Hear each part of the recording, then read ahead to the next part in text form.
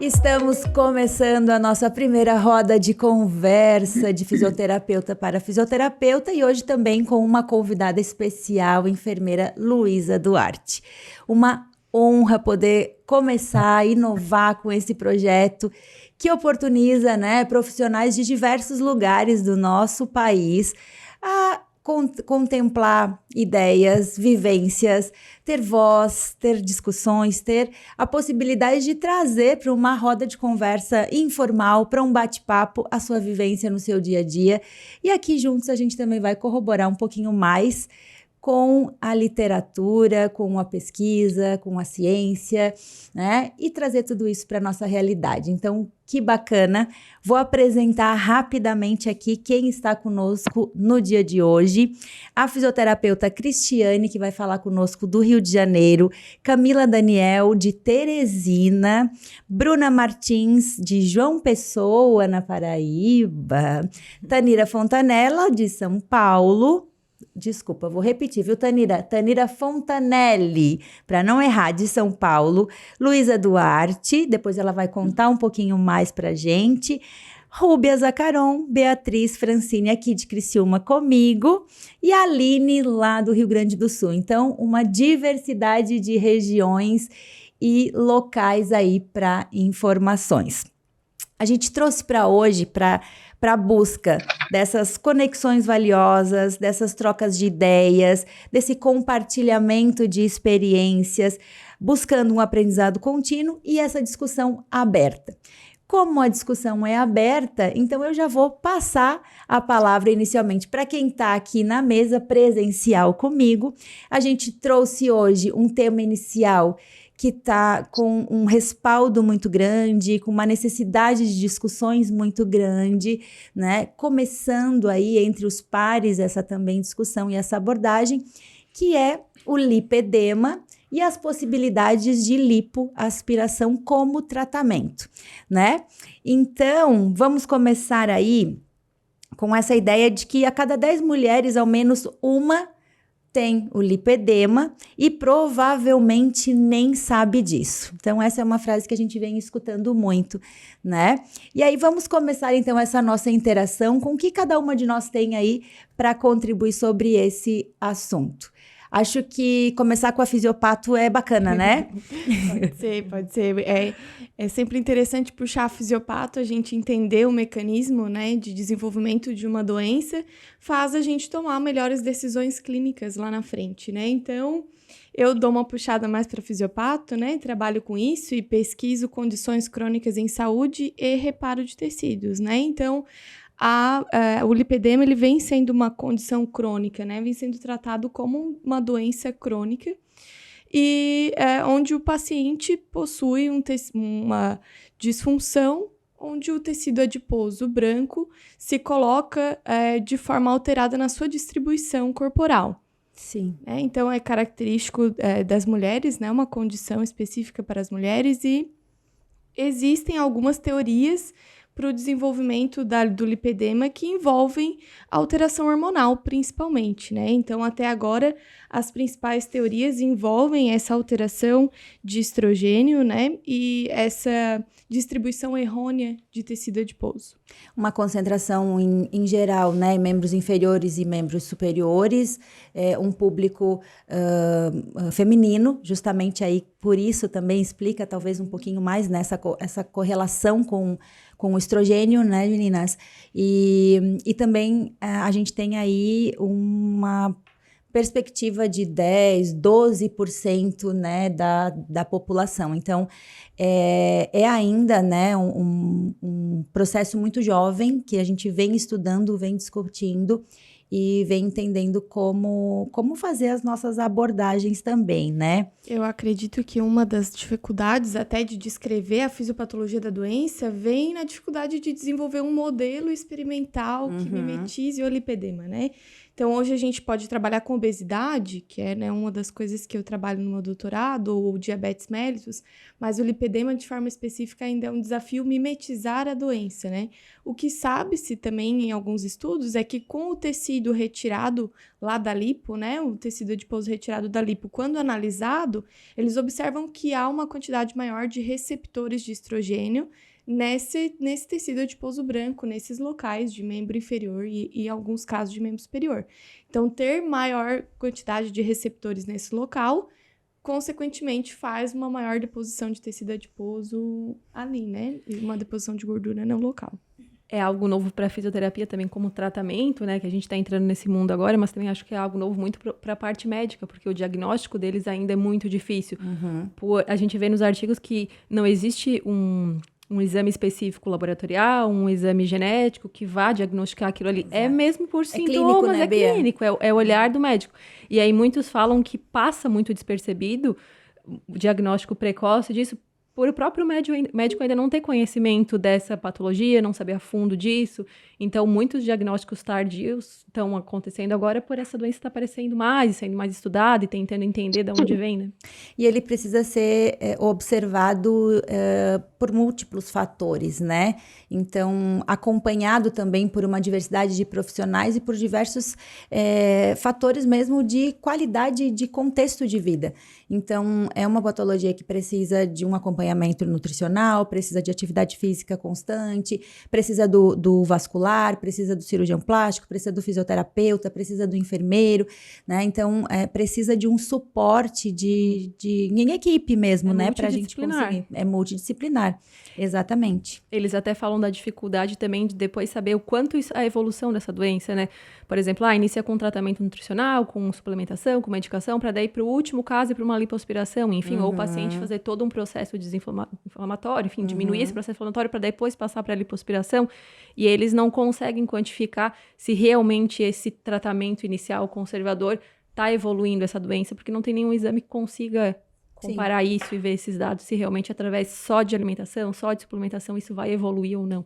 É clinicamente. E também, ele também pode ser mascarado, né, por outras condições. A gente estava discutindo ainda há pouco. E por vezes confundido, dificultando o diagnóstico exatamente, né? Então, a gente tem aí os casos de obesidade, que é o que a Rúbia trouxe, o próprio linfedema, outra condição específica que por vezes é confundido. Então, a gente sabe que existe a dificuldade do diagnóstico e do entendimento. Então, está chegando, e aí está chegando para nós também essa demanda, se esse paciente chega num processo de tratamento cirúrgico. Então, esse também é um desafio para a gente, e é isso que a gente trouxe aqui para bater muito papo. Quem mais? Camila, quer trazer alguma coisa para a gente? Qual é a sua vivência? Conta para a gente aí. Camila fala lá de Teresina. Como é que está a perspectiva e o diálogo sobre o lipedema por aí?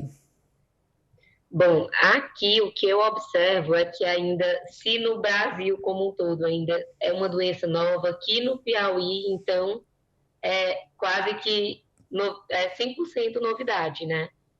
Ainda se fala muito pouco sobre isso, e o que eu observo é que aqui não tem profissionais qualificados para fazer o diagnóstico, né? A gente, assim, tem uma falha enorme, assim, não tem, os profissionais ainda não se interessaram, muitos desconhecem a doença, né?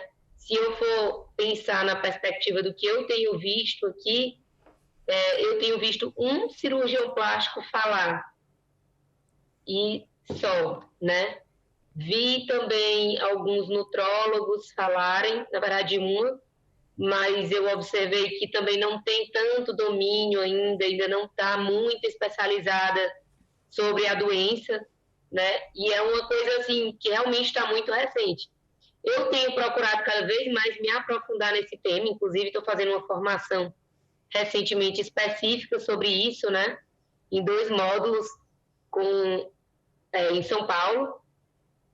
E aí estou me aprofundando até porque eu tenho lipedema e é um tema que é aquela história de todas as pacientes. Todo mundo se identifica no momento que recebe o diagnóstico, né? Assim, é você descobrir uma coisa que você lutava a vida inteira e não sabia o que era, né? Então, assim, aqui o que eu tenho tentado fazer é o trabalho mesmo de educação sobre a doença, né? Para tentar fazer com que mais pessoas se reconheçam, se identifiquem e procurem o tratamento antes de ter uma evolução em quadros mais graves, né? Justamente porque a gente tem estágios, né? Classificações distintas, né, Camila, do lipedema, que aí demanda também de contextos diferentes de tratativa, né? Exatamente. E o quanto... Aí é importante isso, né? Porque fica uma condição que gera além do aspecto estético, né? Mas tem todas as complicações de dor, né? Desconforto, limitações de movimento. Então é importante as pessoas se conscientizarem, porque muita gente às vezes já está nesse estágio mais avançado e fica aquela questão que é muito confundido com a obesidade, né? Como já foi falado. As doenças podem estar associadas, mas o lipedema ele permanece independente da obesidade. O que a gente vê é que mesmo pessoas, um caso muito clássico de se analisar, são pessoas submetidas à cirurgia bariátrica, que mesmo com a perda importante de peso, o volume dos membros não diminui proporcionalmente ao volume total do corpo, né? Exatamente. Das outras regiões. E aí vem a frustração com tratamentos Exato. que não têm sucesso, né? Porque não sabe a causa e tudo mais. E aí a dificuldade e o quanto afeta na autoestima dessas mulheres. Sim. Tanto que eles Ao falam... mesmo tempo também vem aquela culpa, né? De, mas eu não consegui perder tudo que eu gostaria, né? Não, gera uma expectativa inalcançável, né? Que a bariátrica não vai ser capaz de alcançar, né? Porque é outra doença, não é só a obesidade. Isso. Tanto que eles falam como tratamento a conscientização do paciente, né? Explicar para ele o que é essa doença, como ela funciona, porque muitas vezes é crônico, não tem um tratamento. A gente vai conseguir amenizar algumas coisas, mas um dos principais tratamentos é explicar e deixar o paciente muito ciente do que é essa patologia. Exato. E a gente vê daí uma possibilidade de associar informações clínicas, né? Como a Bea já tinha falado, dessa dificuldade de dar um parecer de fato para o paciente, mas associar o surgimento de sintomas e de sinais com alterações hormonais importantes, né, durante a vida da mulher. Então, a menopausa ou gravidez, né, então são fases onde nós temos variações hormonais importantes e que podem aí se juntar a sinais clínicos para possibilidade diagnóstica, né. Exato. O uso de anticoncepcionais também contínuo, né? E tem muita coisa que a gente ainda vai ver, né, sobre alguns assuntos. Bastante. No decorrer dos estudos. Até tem um estudo na Alemanha que está sendo desenvolvido, né?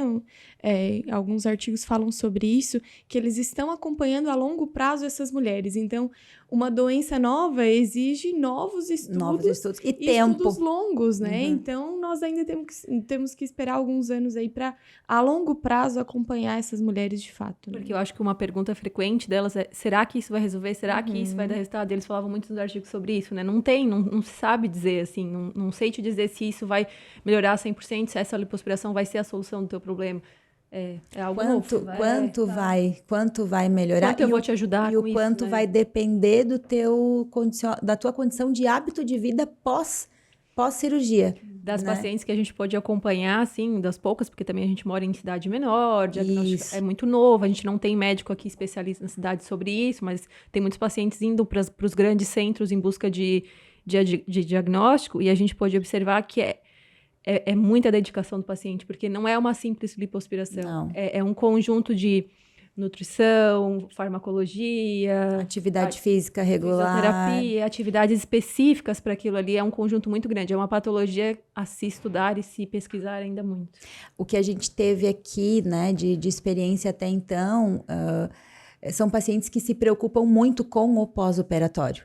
Porque realmente, né, a gente vai entrar um pouquinho nisso né, com relação ao processo inflamatório crônico, ao trauma cirúrgico, né, a quanto que a gente já sabe que a literatura traz que quanto maior o trauma, maior o processo inflamatório, quanto maior o processo inflamatório, maior a proliferação, né, e a gente tem já no lipedema uma condição fibrótica também, então o quanto preocupa a condição do pós-operatório e qual deve ser o nosso olhar para esse pós-operatório para conseguir conduzir e trazer uma funcionalidade para esse paciente, um resultado também positivo, né?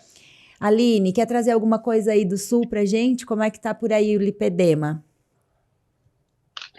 Então, aqui, quem a colega Bruna falou, Bruna não, a Camila, né? Camila.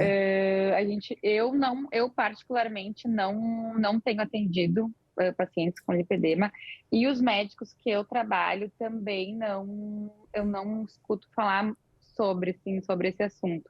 E os meus colegas que atuam aqui, eu também não vejo muito sobre esse tipo de situação, né, e de paciente. Então, para mim, é algo assim que eu vou ter que dar uma estudada um pouquinho a mais, porque não teria o conhecimento suficiente, assim, na parte clínica, né?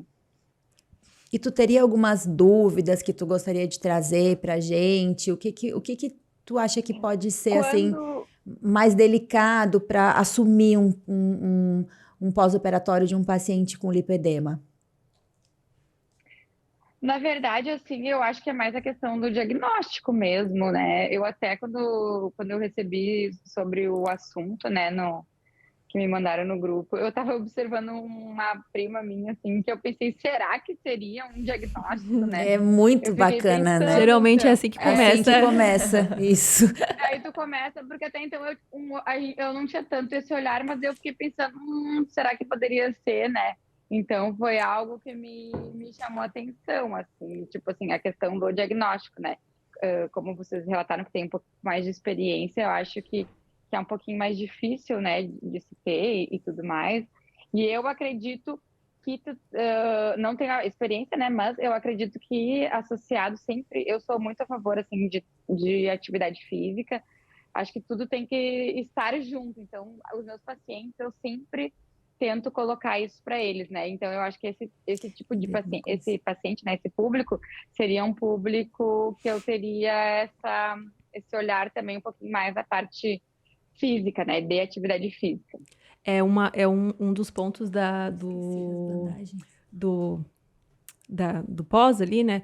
É a atividade física. Eles limitam muito a atividade física, eles restringem muito, eles proíbem, na verdade, qualquer atividade como musculação, que gere um processo inflamatório. Então, são atividades mais moderadas, como natação, yoga. E aí, geralmente, vem uma frustração para o paciente, porque era um paciente que associa com celulite, que fazia muita musculação, que fazia crossfit, e aí que vai ter que parar com tudo isso para ir para uma atividade muito mais quietinha, muito mais leve. privada, mas aí depois leve. o paciente consegue voltar para uma vida normal, assim, né? A gente não sabe, né, Aline? Como é que funciona. A gente não sabe porque é uma patologia crônica, é uma inflamação crônica e depende também do grau, né, que estiver a evolução desse lipedema. Né? Eu acho que a inquietação profissional, ela vem também, às vezes, da falta de nortear que a gente tem durante uma diretriz clínica, por exemplo.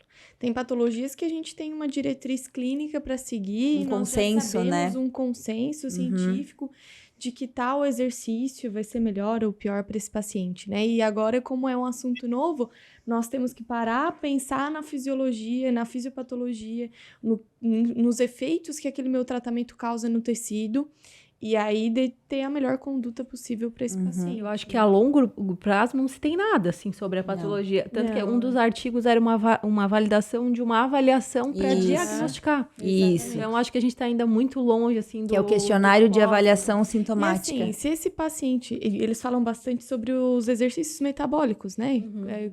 Caminhada, corrida, yoga, natação...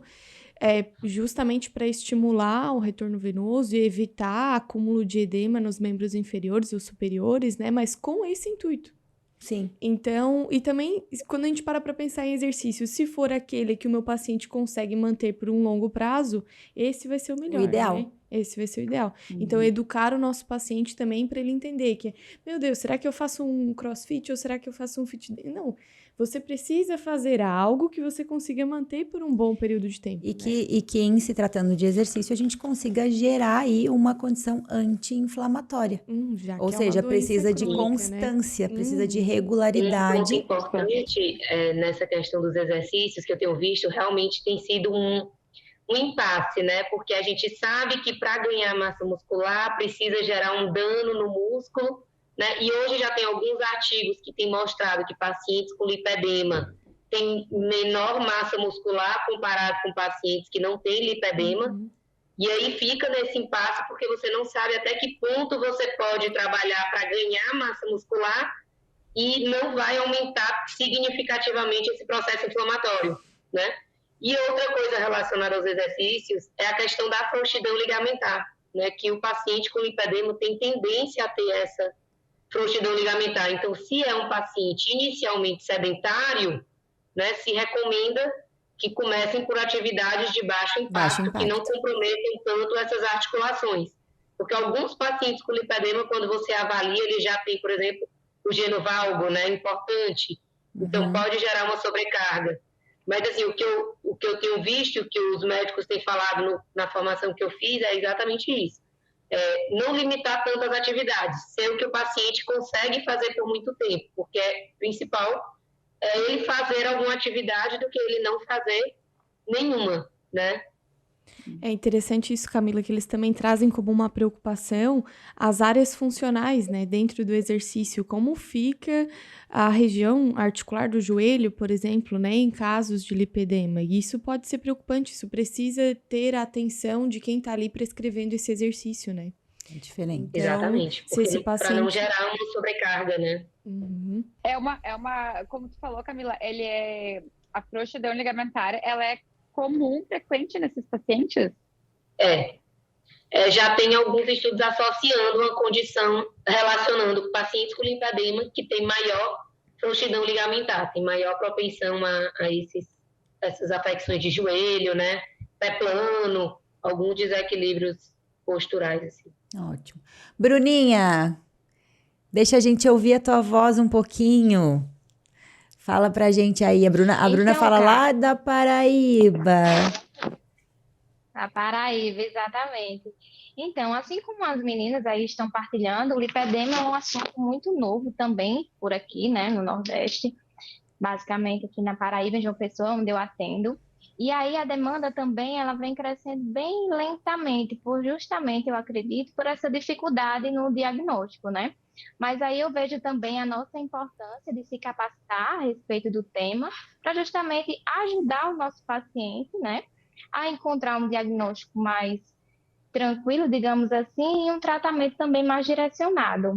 A educação em saúde eu vejo que é algo assim muito importante para a gente estar ajudando nossos pacientes, né? Porque como vocês estão falando aí, como as colegas estão partilhando, é uma doença bastante inflamatória, então nós temos que olhar ao paciente como um todo, né? Então, verificar de repente e encaminhar para outros profissionais que nos ajudem, né, no tratamento dessa patologia. Ótimo, muito bacana, gente. Pensando nessa condição, vou adiante um pouquinho, tá? Pensando nessa condição e imaginando que esse paciente chegou a uma proposta terapêutica de lipoaspiração, né? O que a gente, então, entende, né, até o presente momento, discutindo um pouquinho sobre a fisiopatologia, sobre o trauma cirúrgico, sobre a resposta celular, um pouco do que eu trouxe antes, né? Já é um paciente que vai para a cirurgia com uma condição inflamatória crônica. Um volume diferente de um paciente com apenas uma concentração adiposa local. E a gente vai ter, então, um processo cirúrgico mais extenso no sentido de quantidade, normalmente, né? Então, aí são 4, 5, por vezes, 6 litros, né, aspirados num processo de lipoaspiração. Isso, claro, tem uma variância aí de acordo com cada paciente, enfim. mas tem uma concentração maior. Então, o que a literatura nos respalda até então, né? Quanto maior o trauma cirúrgico, maior o processo inflamatório, maior a resposta celular. Então, me parece que a presença do fisioterapeuta na fase aguda, na fase inflamatória do processo cicatricial, se faz muito importante para a tratativa desses pacientes com lipedema, né? Me faz sentido pensar realmente no comportamento de compressão desses tecidos, como é que a gente vai ajustar, né? Em geral, dentro da experiência que a gente já pôde vivenciar aqui em São Paulo, né? Eu tive a oportunidade de ir até São Paulo para acompanhar uma paciente que foi fazer um tratamento de lipedema através da lipoaspiração.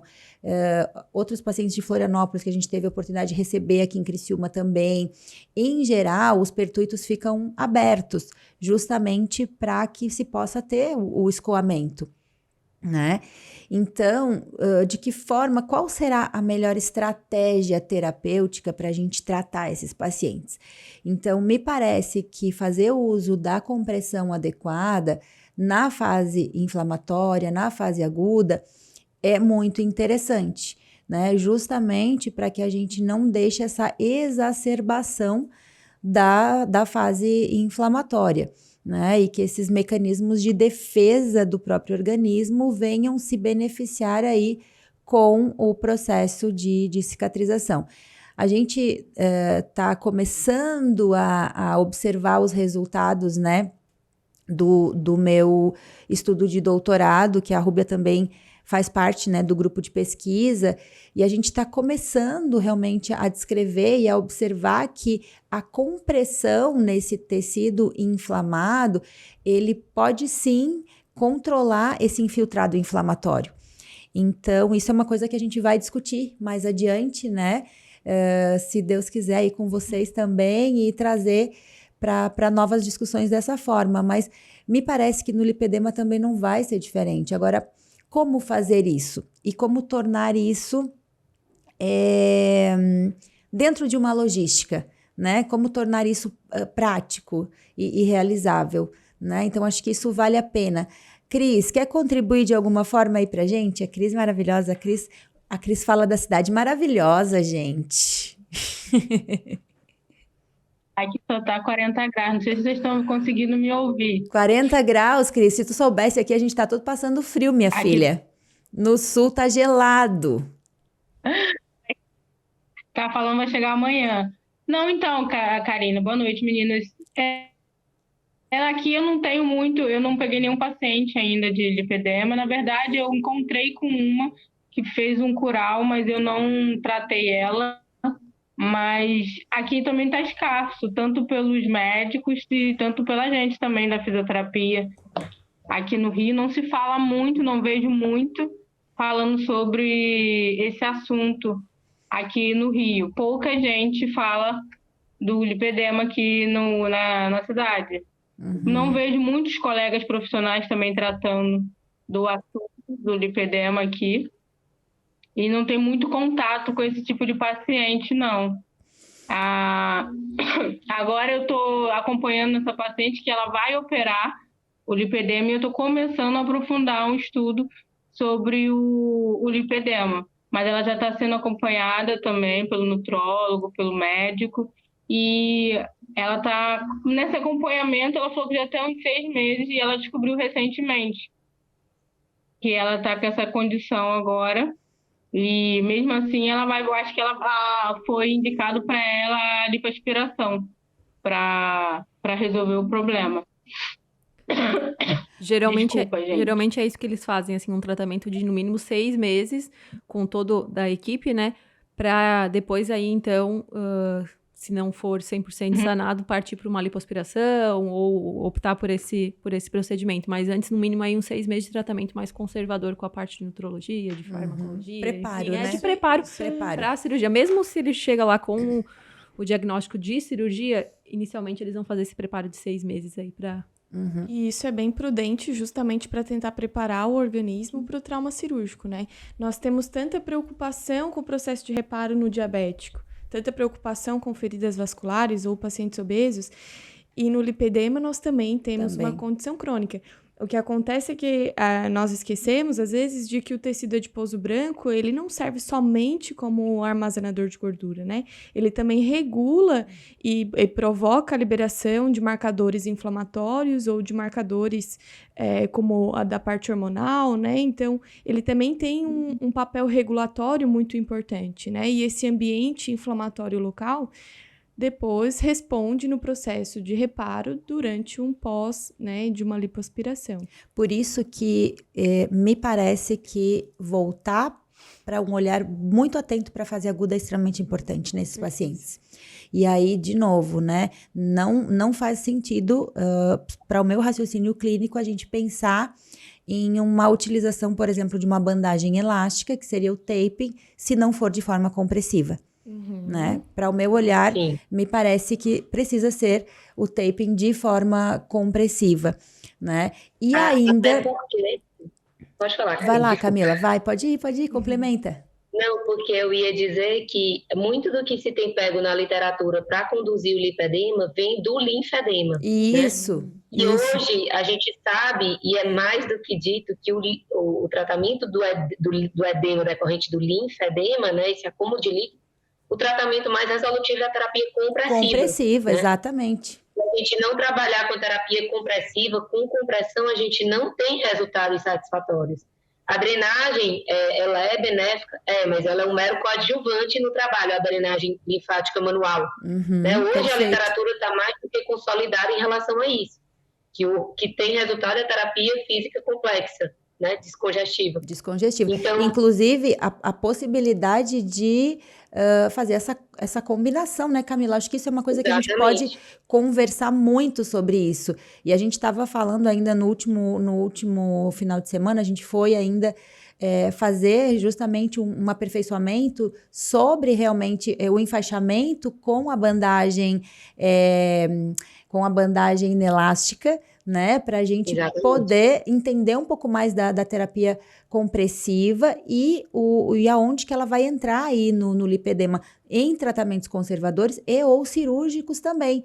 Então, para mim, não faz sentido pensar num processo inicial de lipedema se não for associando terapias realmente de compressão. Até porque vem associado, os pacientes que chegam até a gente, vem com a associação de várias terapias compressivas. Vem com bandagem elástica, vem com as meias compressivas, vem com malha cirúrgica, vem com várias compressões e isso vai se estender por um longo período do pós-operatório. São fases, né? São o pós-operatório, a gente sabe que tem as fases, né? Inflamatória, proliferativa e de remodelamento. Então, para cada fase, a gente vai ter que adaptar a compressão adequada. Isso, né, nesse momento. E a adesão do paciente, né? Com Também. esse enfaixamento todo. Porque é desconfortável, tem regiões que são quentes, então isso tudo... Imagina um enfaixamento desse lá no... São compressões lá no Nordeste. Aqui tá fazendo 42 graus, por aí. Sensação, tá muito. Mas, né, a gente precisa discutir sobre isso, né? Consciência do paciente. Vai ter que parar e explicar a fisiopato pro paciente. É. Olha, você não tem uma capacidade linfática boa, você tem um processo fibrótico, você já tem uma tendência inflamatória, né? Conscientização sobre a patologia. E outra coisa também, né? A gente tem visto... Não bastando a gente ter um paciente com processo inflamatório crônico, um processo cirúrgico que gera uma cadeia, né, de reparo tecidual, então gera um desenrolar de tecido de cicatrização que vai aguçar o processo inflamatório. A gente tem visto o uso de altas tecnologias associados aos processos cirúrgicos. Então, a presença aí, né, de um Renuvium, de um BodyTite, de um Morpheus, junto com esse trauma cirúrgico. Então, aguçando ainda mais, né, essa deposição da fibra de colágeno. Então, é mais um desafio para o fisioterapeuta que vai acompanhar esse paciente no pós-operatório. Então, como a Camila trouxe, a gente vem comentando aqui também, né? Acompanhar as etapas. Mas eu ainda insisto que a fase aguda é crucial. Eu sou suspeita, né? Porque eu Sim, quase não sem gosto da fase dúvida. aguda. Mas, assim, é um paciente que já vem num processo inflamatório. Então, acompanhar esse paciente com mais frequência no início, eu acho que é de suma importância. Ver este paciente com mais frequência, acompanhar e, se possível, identificar, né? Porque, lembra, gente, ele vai estar com os pertuitos abertos, então, por vezes, vai incomodar, vai um paciente que vai ter um pouco mais, né, de cuidado com até a higiene, né, precisa de orientação para manutenção, se a gente vai usar o enfaixamento, que tipo de enfaixamento, se vai usar o taping compressivo, se vai precisar fazer trocas por higiene, por necessidade de higiene ou não, né? E depois sequenciar isso. Aqui na nossa rotina, a gente vem usando muito a compressão pneumática também, especialmente no início, né, do pós-operatório desses pacientes, associado, obviamente, com a mobilização desse tecido para prevenir qualquer possível quadro de fibroproliferação também. Então, a gente tem aliado muito a terapia compressiva. Agora, fomos buscar um pouco mais de conteúdo sobre, né, o enfaixamento, realmente, desculpa, e a compressão pneumática, a mobilização desse tecido para evitar o quadro de fibroproliferação, e realmente é um paciente que a gente precisa estar mais pertinho dele na fase inicial. Então, essa é a perspectiva que a gente está vendo por aqui. É um paciente, né, que vem associado também com muita dor. É muito diferente de um paciente de uma lipoaspiração comum. A dor é o foco principal dele e ela vai se perdurar por um período muito maior. O trauma é maior, né, Bia? Trauma.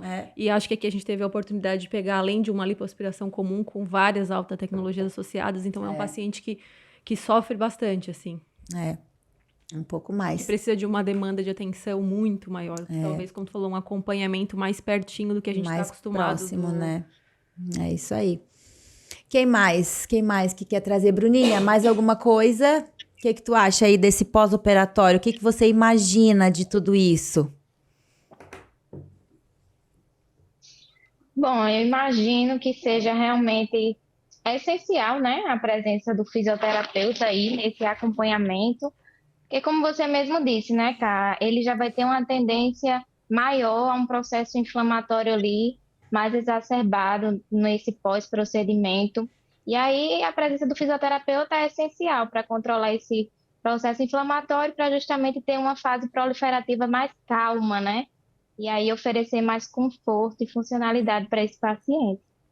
E a mobilidade, né, gente? Não dá para esquecer no pós-operatório os exercícios terapêuticos inseridos já nesse processo. Então, é um paciente que a gente precisa cuidar de todo esse reparo tecidual, mas a gente precisa inserir na rotina do nosso atendimento, né, o exercício terapêutico, né, para a gente ter realmente essa mobilização de bomba, a gente ter realmente essa mobilização de fibras, né, musculares, deslizamentos de interfaces e melhoria dessa condição também de escoamento pela mobilidade do exercício, né? E até a funcionalidade, né? Porque Sim. Se você for pensar, é um paciente que operou as duas pernas, né? É um acometimento bilateral, então... Quando não as duas pernas e os dois braços, né, Camila? Porque às vezes lipoaspira tudo. Então, tudo, vai estar muito limitado, né, em termos de movimentação. Então, já trazer isso para o paciente, né? A importância dessa mobilização para prevenir outras complicações. E um recurso, né, que é antigo, que é muito utilizado e que é importante para essa fase inflamatória, é a fotobiomodulação. Ah, né? sem dúvidas. Nossa, muito bem utilizado. Lembrado, Camila. Tanto pré-cirúrgico quanto pós-cirúrgico, desde o momento inicial, né, do pós-operatório, é um recurso fundamental, porque ele modula esse processo. E aí, Karina, tu levantou a questão de como é essa dinâmica de trocas, de taping, que a gente sabe que é um paciente que vai extravasar muito líquido, que vai sujar, e aí, ao mesmo tempo, você tem que organizar quando você entra, porque não adianta você estar com o taping e fazer a fotobiomodulação. Então, tem toda uma dinâmica que você tem que trabalhar, né, para dosar o custo-benefício daquele momento, para saber manusear os recursos que você tem, né? Sim. E mais uma vez, né, gente, não dá para engessar uma conduta, porque cada um vai ser específico, né? Cada um vai ser muito específico.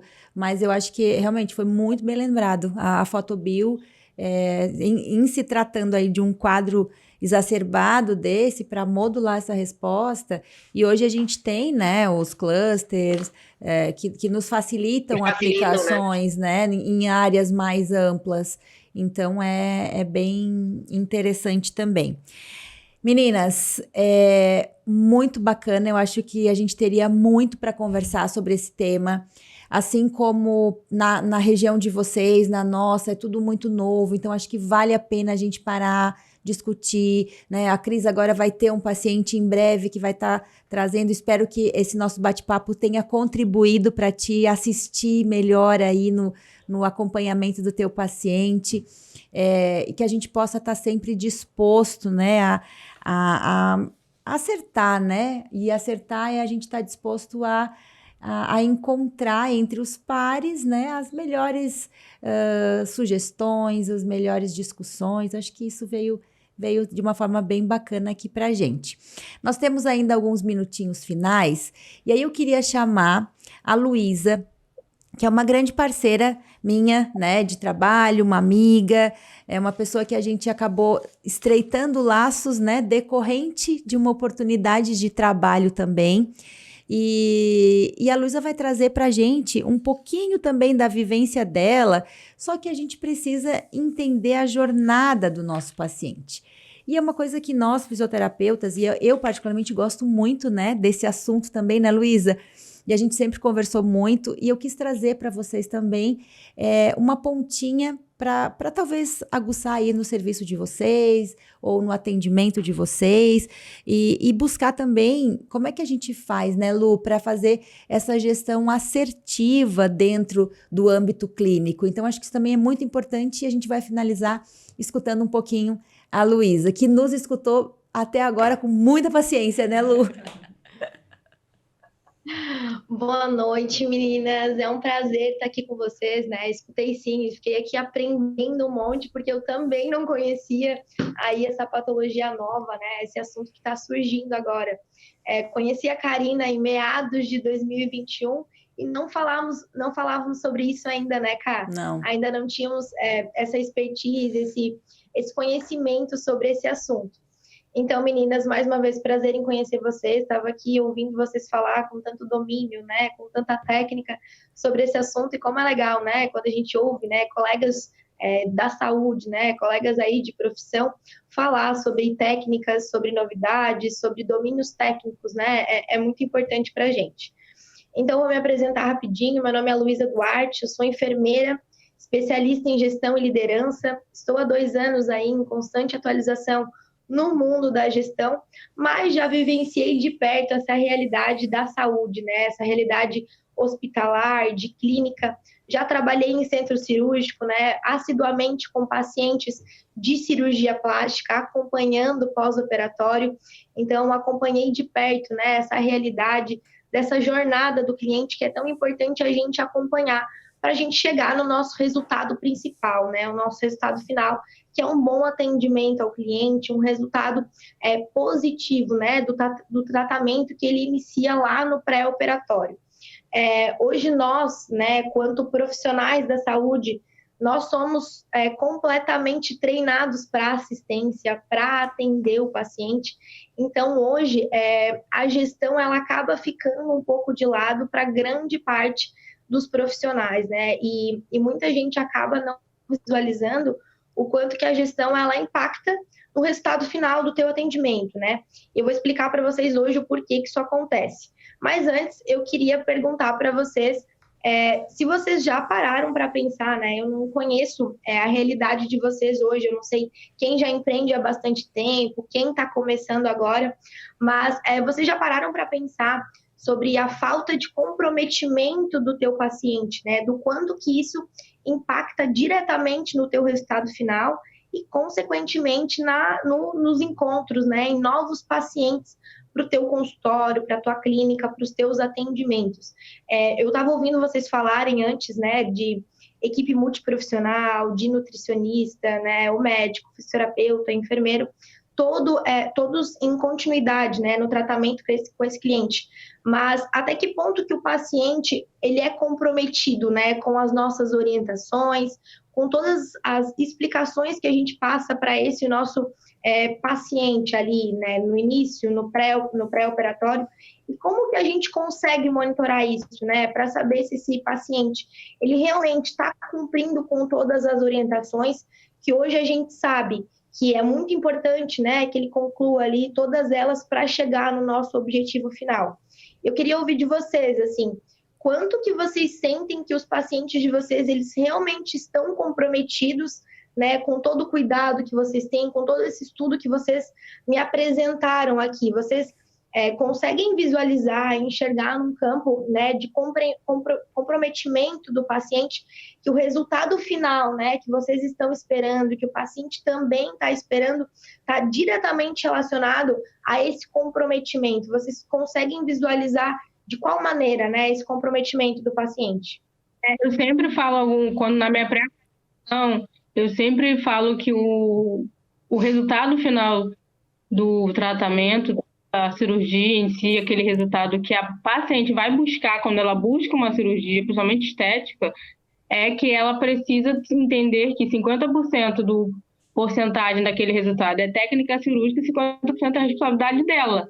Ela precisa entender, e eu tento educar ela. Eu tenho uma ligação muito com a Karina, que eu fiz uma mentoria com ela, e ela me falou muito dessa palavra educação, e isso fixou como tatuagem no meu cérebro. Então eu tento passar isso para meus pacientes o tempo todo, essa educação de tentar fazer com que ele entenda e se comprometa, e não só fique jogando essa expectativa para o médico ou para o fisioterapeuta ou para quem atende ele no pós-operatório, que ele entenda realmente que ele precisa também se comprometer, que aquele resultado também depende dele. Eu vou mais ou menos muito para essa fala da educação, e tento totalmente bater na tecla mesmo dessa fase.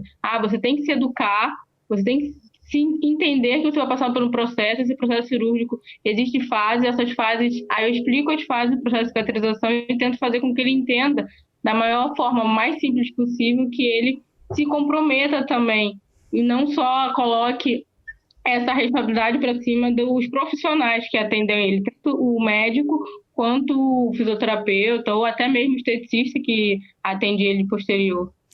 É um tripé, né? A gente precisa pensar nesse tripé. É o cirurgião, o fisioterapeuta e o paciente. Então, se alguma dessas pernas não estiverem equilibradas, o tripé não fica. Né? Então, por isso que eu sempre que eu tive a oportunidade de estar conversando em mentoria, em tutoria, a gente fala, é educação do paciente. E para você educar o teu paciente, você precisa ter clareza do que você vai propor e do que ele vai passar no período de pós-operatório. Então, você precisa, enquanto profissional, conhecer o caminho para ensinar ele com que pés ele pisa nessa jornada.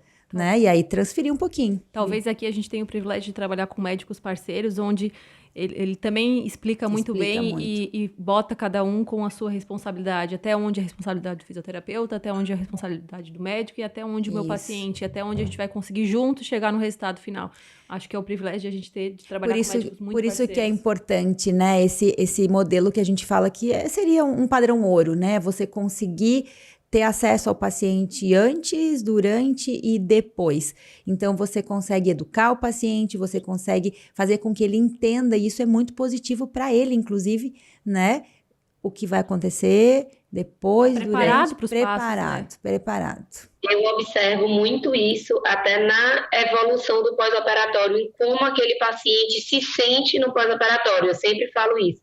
Quando você sabe o que você vai passar, você passa totalmente diferente do que aquilo ser totalmente inesperado. Por isso, assim, eu faço muito um trabalho de educação, principalmente nas minhas redes sociais, porque não tenho médicos tão parceiros ainda que construam essa relação tão próxima, né?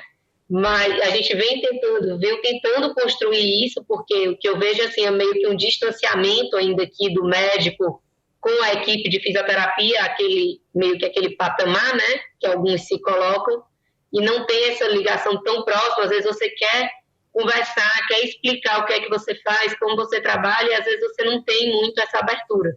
Mas eu tento fazer esse trabalho de educação nas redes sociais para os pacientes perceberem, né? Eu sempre falo da tríade, né, que é o médico, o fisioterapeuta e o paciente, e que se o paciente não fizer a parte dele, ele pode comprometer todo o resto da cirurgia, porque ele é quem escolhe o médico, ele é quem escolhe o fisioterapeuta, e ele é quem escolhe aderir ou não ao tratamento proposto. Então, ele ainda é a maior parte do resultado, eu acho que depende do paciente, porque às vezes acontece, viu, Camila? Às vezes acontece, assim, algumas pacientes que as meninas falam, Karina, dá uma espiada aqui. Só para descontrair um pouquinho aqui o nosso papo, porque né, a Bia, a Fran atendem e trabalham comigo, a Rubia já trabalhou também na clínica comigo, e às vezes acontece. Então, tem alguns pacientes que eles fogem um pouquinho do que é a proposta, do que é o proposto. Aí precisa um pouquinho de vem cá conversar com a titia. Vamos lá, né, minha gente?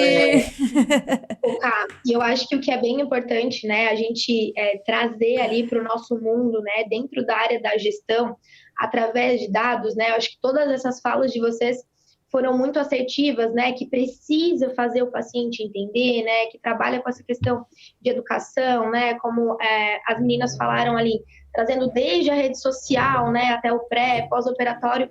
Mas a pergunta que eu faço para vocês é, vocês orientam o paciente, trabalham essa educação em saúde, mas como que vocês monitoram isso, né? Como que isso é monitorado, né? Porque eu sei que vocês se dedicam integralmente a essa educação ao paciente, a essas orientações, mas como que a gente deve monitorar isso, né? Além de entender toda a jornada desse cliente para que ele se comprometa com as suas orientações, eu acho que a Karina trouxe um ponto ali bem importante, que é a clareza, né, do teu processo.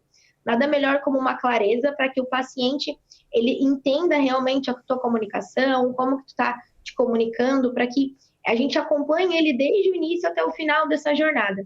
Mas, além de tudo isso, como que a gente vai monitorar esses resultados, né? Para a gente saber que o que você falou para o paciente lá na consulta, ele realmente está cumprindo.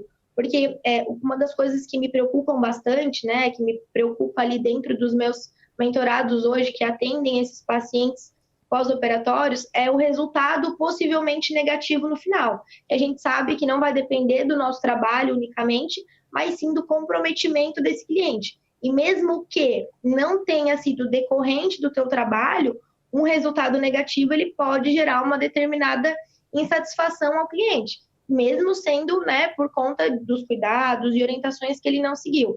Mas como que a gente vai monitorar isso, né? Hoje, dentro da mentoria, eu utilizo uma pesquisa específica, que eu avalio, né, a expectativa, a experiência desse cliente. Mas como que vocês podem começar hoje, né, de uma maneira simples, de uma maneira gratuita, dentro das plataformas que a gente tem? É o que eu quero trazer para vocês hoje, né? Porque mesmo que a gente esteja aqui discutindo de várias situações, eu acho que é importante a gente já iniciar com uma prática, né, com uma técnica. Hoje a gente tem aí o Google Forms, que é uma ferramenta grátis, né, gratuita, que a gente pode estar utilizando. E eu queria deixar uma atividade de casa para vocês mesmo, né, para que a gente inicie essa tarefa. Como que a gente vai fazer esse monitoramento, esse acompanhamento dos clientes, né? O que eu sugiro que vocês façam? A gente pode trabalhar com 2 públicos-alvo, tá?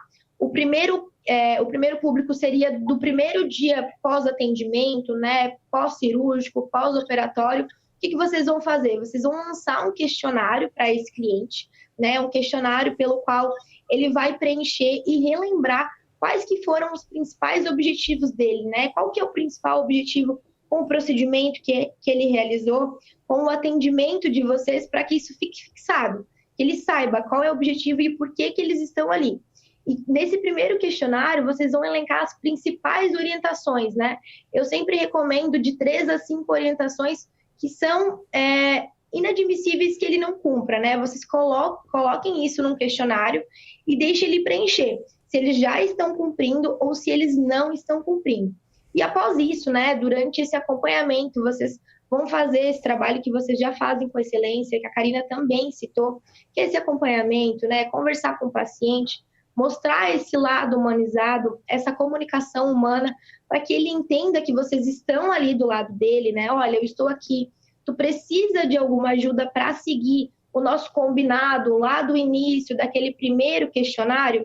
Por que eu falo muito e friso, né, essas questões de técnicas e metodologias? Porque quando a gente trabalha dessa maneira, isso fixa na cabeça do paciente, é gatilho mental. Ele leu, ele preencheu, ele disse que ele está se comprometendo. Então, isso facilita muito. E o que vocês vão fazer lá no final, né? Quando finalizar esse processo do atendimento ao cliente? Vocês vão aplicar novamente o questionário com aquelas primeiras orientações e ele vai preencher se ele realmente cumpriu ou não. E aí, no último atendimento, junto ao paciente, vocês vão avaliar isso juntos. Olha, nós tínhamos aqui determinadas orientações, nós tínhamos um objetivo, alcançamos esse objetivo, não alcançamos esse objetivo e por que não alcançamos, né? Por que o paciente que precisava se cuidar ali após a retirada do taping não se cuidou? Então, é bem importante a gente trazer isso, né? Para que o paciente, ele também reflita sobre quais que eram as responsabilidades de vocês, as responsabilidades do médico e as responsabilidades do paciente.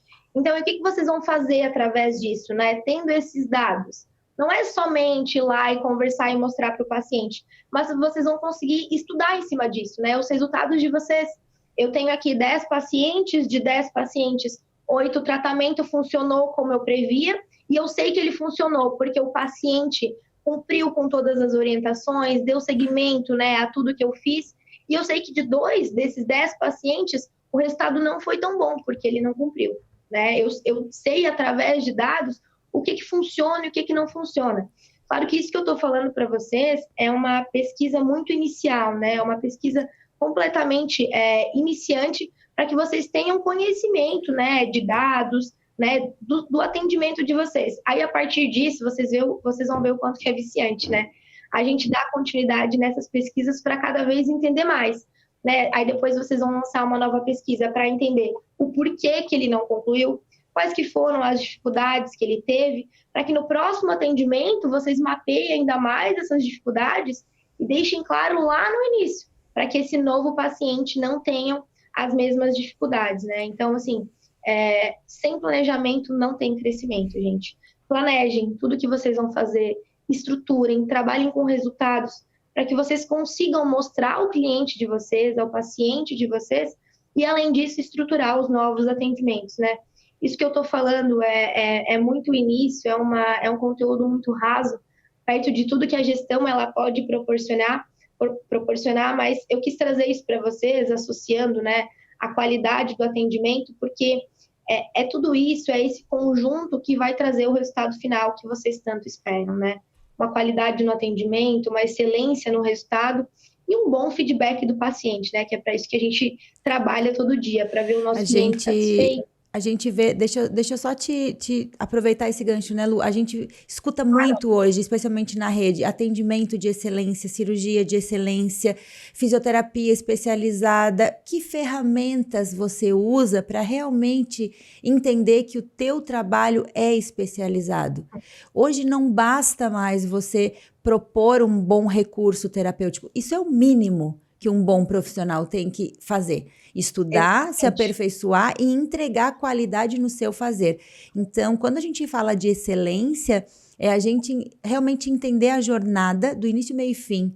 E isso que a Lu trouxe pra gente são formas de você literalmente documentar e identificar o que está acontecendo dentro do teu serviço, independente de que você trabalhe numa clínica, num serviço ou de que você trabalhe sozinha, né? Você no teu serviço.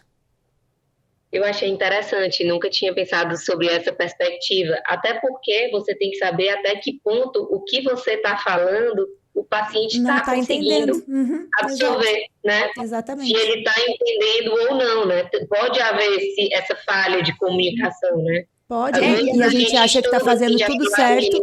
A gente acha que está fazendo tudo certo, mas não está fazendo um resultado final. Exatamente. Não está batendo. Então, falta ferramenta, Camila. Exatamente.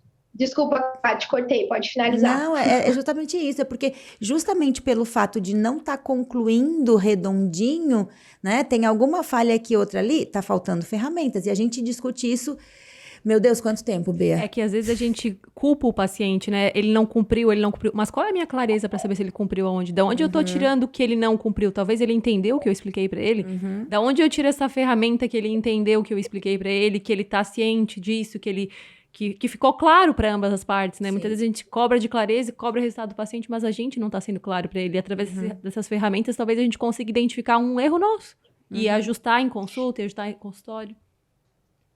E, gente, assim, ó, tenham o NPS de vocês. Eu não sei se vocês já conhecem essa metodologia, mas o NPS é o Net Promoter Score. É como vocês são vistos dentro da sociedade. Vocês vão ver que a partir do NPS vai desencadear um monte de ideias, várias coisas para querer entender o porquê desse número do NPS. Mas assim, ó, façam o NPS no Google Forms mesmo. Criem ali a pergunta, de 0 a 10, quanto que você indicaria o meu trabalho para um amigo ou familiar? Sendo 0 muito ruim e 10 muito bom. Tenham isso em dados, utilizem isso como prova social nas redes sociais de vocês. Gente, o meu NPS é 97, o meu NPS é 98, né? Ah, Lu, meu NPS ficou em 91. Opa, por que ele ficou em 91? Com essa outra pesquisa que eu falei para vocês fazer, vocês vão entender, né? Vocês vão incluir se o teu paciente ele cumpriu ou não cumpriu. Incluam na pesquisa, no final, né? Na pesquisa final ali, naquele segundo questionário. Ficou claro para você todas as orientações? Só sim ou não. A partir do momento que vocês começarem a ter não, opa, o que eu preciso alinhar, né? A minha orientação, ela ficou clara lá no início, como é que eu fiz? Eu fiz uma conversa com um paciente, eu falei, ele não assimilou metade das coisas, porque ele estava preocupado com a cirurgia, ou eu entreguei uma folha de maneira clara, para que todos os dias ele leia aquelas orientações. Então, assim, documentem, façam pesquisas, utilizem isso como prova social para vocês. Vocês depois vão ter dados, vocês vão saber que vocês atenderam 10 pacientes e desses 10, 9 tiveram sucesso e o que não teve foi porque não cumpriu as orientações. É um a mais para vocês orientarem o paciente novo.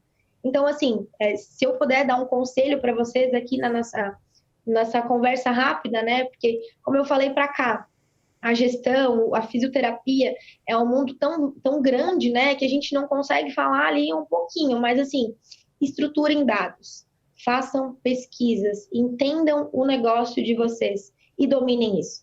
A partir do momento que vocês conseguirem fazer isso, vocês vão ver o quanto que esses resultados eles vão ser proeminentes, eles vão ser proemissores para captação de novos clientes, né? Hoje em dia as pessoas elas assimilam muito a novas receitas, a aumento de valor e preço somente relacionado a marketing, a tráfego. Não, gente. Está na nossa casa, está na nossa gestão, na nossa organização. Então, invistam nisso. É bem importante. Eu falo por vezes, e a gente conversa muito sobre isso, né? Que por vezes a gente investe tanto em buscar o que está longe e esquece de dar atenção para quem está pertinho. Então, o paciente que está ali na nossa frente, na nossa maca, será que eu estou entregando tudo que eu posso? E entregar tudo que eu posso é realmente buscar a excelência. E essas ferramentas são importantes. A gente tem, e outra coisa que é possível, e aí tudo se transforma em dados, né? Os sistemas, né? Como é que a gente usa esses sistemas, como é que a gente lê esses sistemas. Eu particularmente gosto muito dos gráficos e observo muito os gráficos. Inclusive, até vou fazer um spoilerzinho, esse mês a gente completou 6 anos de Espaço Elevare.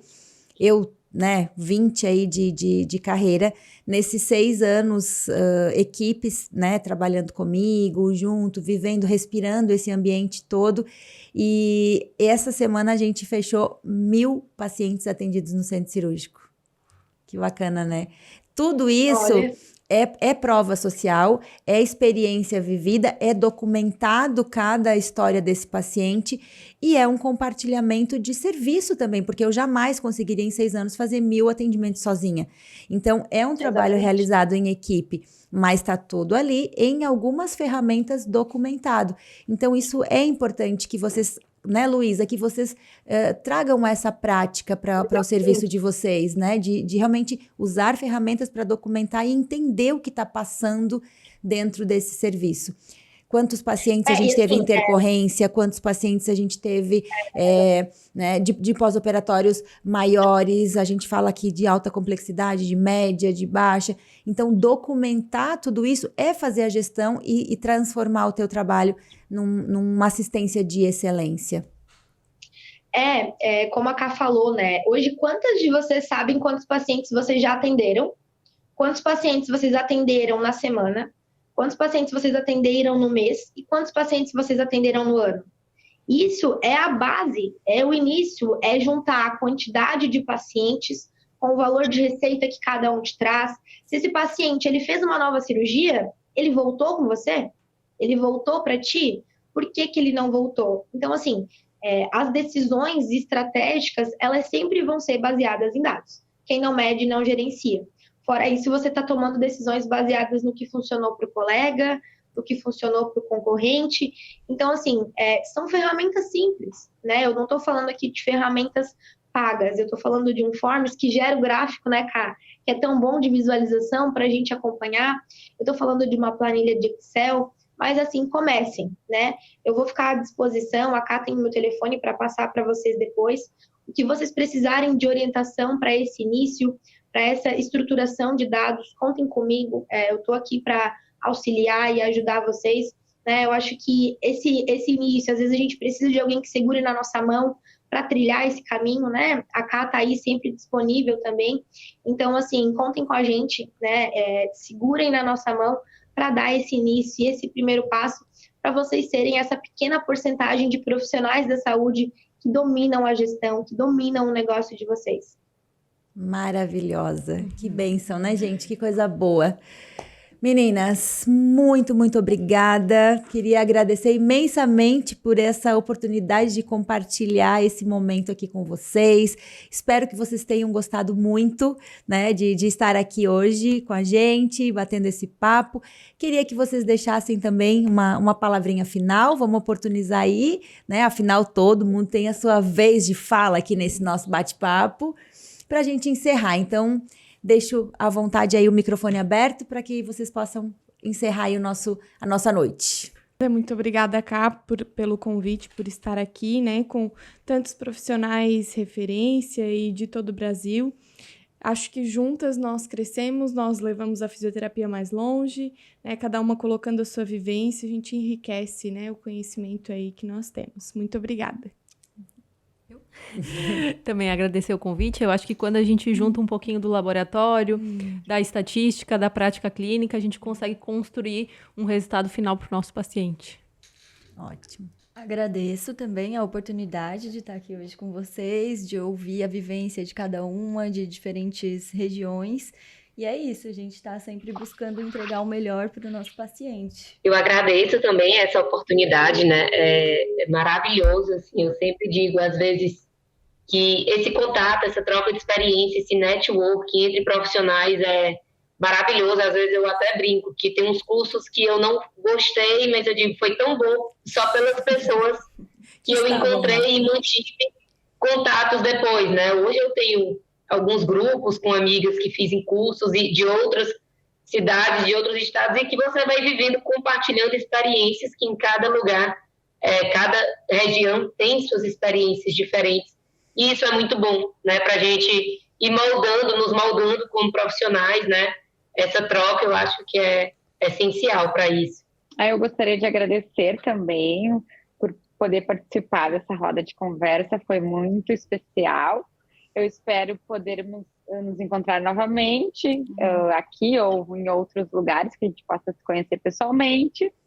E era isso, assim, estou sempre também buscando mais conhecimento, contato com colegas para melhorar sempre os meus atendimentos, me aprofundar em estudando e trocando ideias com você. Obrigada. Também gostaria de agradecer. Para mim, está sendo aqui maravilhoso, né? A Ká foi uma das primeiras profissionais. Na verdade, foi a primeira profissional, né? Eu conheci atuando nessa área tão linda. Que com certeza me influenciou, me inspirou bastante. Então, hoje estar aqui é uma honra, é um privilégio de estar aqui com ela e também com vocês, né? Que tem tanto conhecimento, tanta vivência, que são referência aí. para a gente poder estar crescendo junto e elevando o nível da fisioterapia. Obrigada, eu quero agradecer a Ká, ela sabe o quanto ela me fez crescer. Eu falo por aqui para as pessoas que eu trabalho que ela foi divisor de águas na minha vida, junto com o Instituto da Mariana Altamari. Então, eu quero agradecer, adorei conhecer as meninas, ter toda essa vivência com vocês. Indo buscar sempre conhecimento. Viajo agora para São Paulo também para o curso de feridas. Vai ser Então, maravilhoso, obrigada, hein, Ká, Cris? pela sua oportunidade. Fran, beijo. Beijo, Cris. Vem pra Criciúma. Vai sim. Meninas, então, para finalizar aí o time dos agradecimentos, né, Ká, minha parceira aí de trajetória profissional, obrigada por esse carinho, obrigada por esse convite. Meninas, foi um prazer conhecer vocês, ouvir a experiência de vocês e o domínio, né, de toda essa questão técnica. Fiquei curiosa para entender o entendimento de vocês sobre gestão, quais que são as dificuldades iniciais e, como eu falei, né, fico à disposição aí para o que vocês estiverem precisando. Ká, coloco à disposição também, tá? Seguimos juntas aí. Semana que vem temos reunião. Tá agendada para semana que vem, hein? Exatamente. Exatamente. Seguimos sempre em busca do nosso melhor, né, gente? É sobre isso.